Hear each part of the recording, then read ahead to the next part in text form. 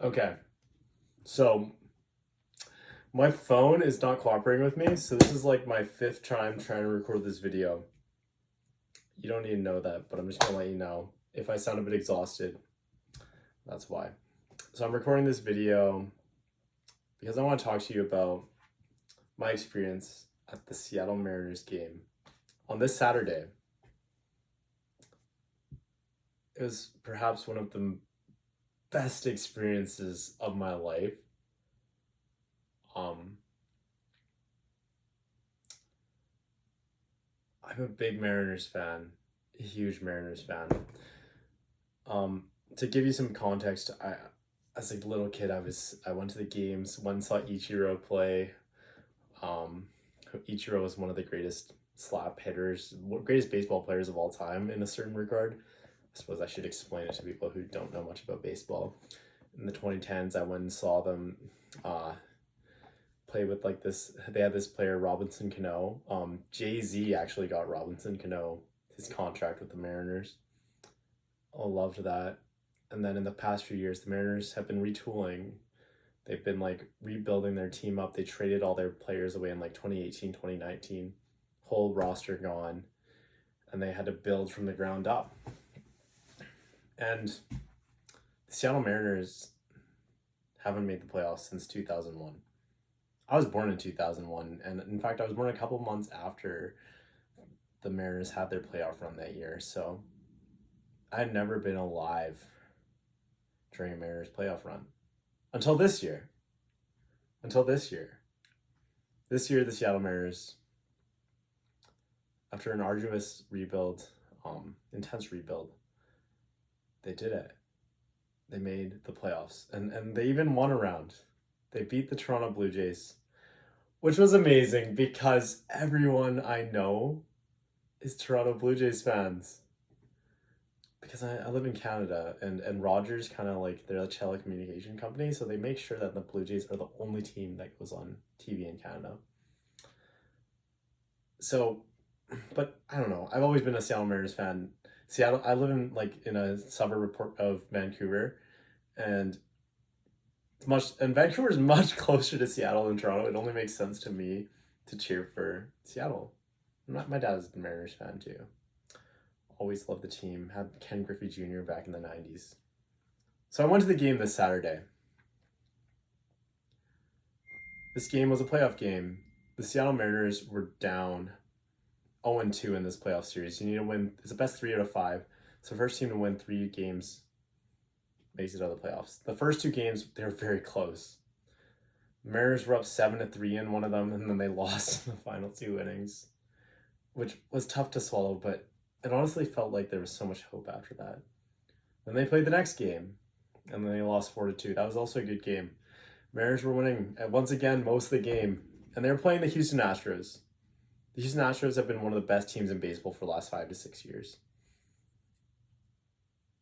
So it was amazing to see them go out there and compete with this team who has been so good for so long and actually like give themselves a good shot to win.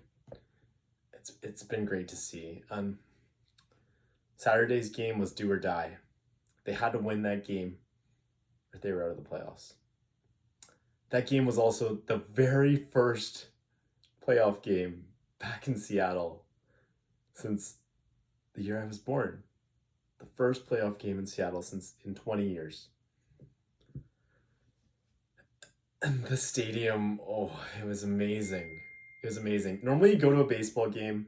People go to baseball games just to have fun. People go to baseball games to hang. Sorry, this is... Anyways, there's going to be some dinging noises apparently, but let's keep this authentic. They're going to be in there.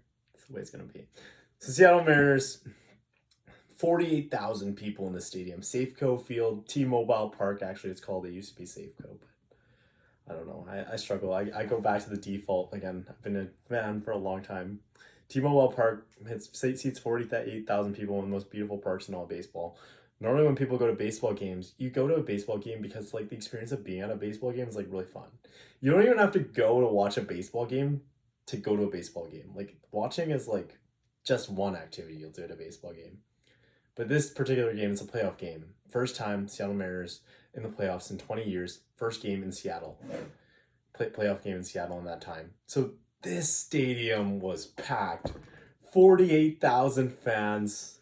Everyone on their feet for every pitch. Oh, it was so incredible. It really just felt like you're personally bigger than yourself. And we all cheered together. We all lived and died on every pitch, even though all of us had no impact exactly on the pitch. All we could do was channel our energy, try to give it to the players on the field. And that's how I got this hat. It has the postseason logo on it with my team, Seattle. But and this game went 18 innings. To give you some context, a baseball game is normally 9 innings. It normally takes about 3 hours, which is like already a long time. This game took 6 hours. 6.5 hours. Because it went 18 innings, which is essentially 2 baseball games in one. Because the score was 0-0. Neither team scored until the 18th inning. And then the 18th inning happened. And everyone at the ballpark is tired, but the fans they're giving their best energy they can. I mean, all the lights by Kanye came on like an inning earlier.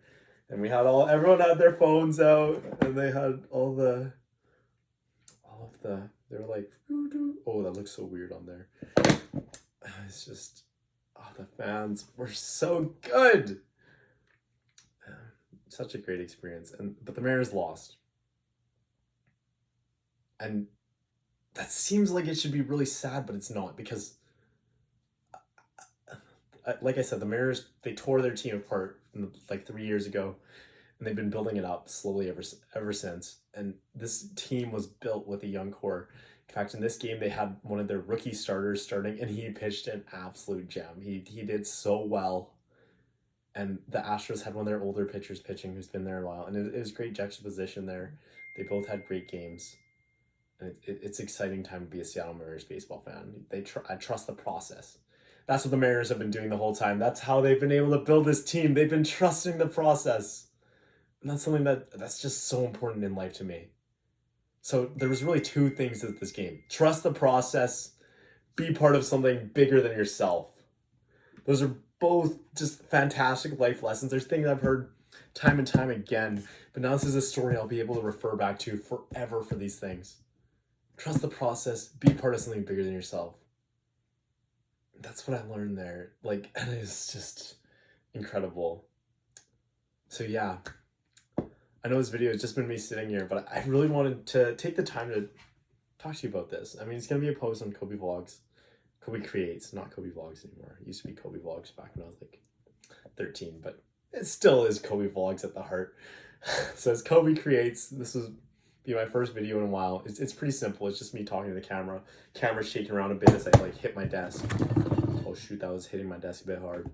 And a post from my little blog. Thank you so much for watching. I really appreciate you watching. Again, it's like my 5th time recording this, because I don't know, it's failed every time. So hopefully this time it works. Be personally bigger than yourself. Trust the process. Thank you.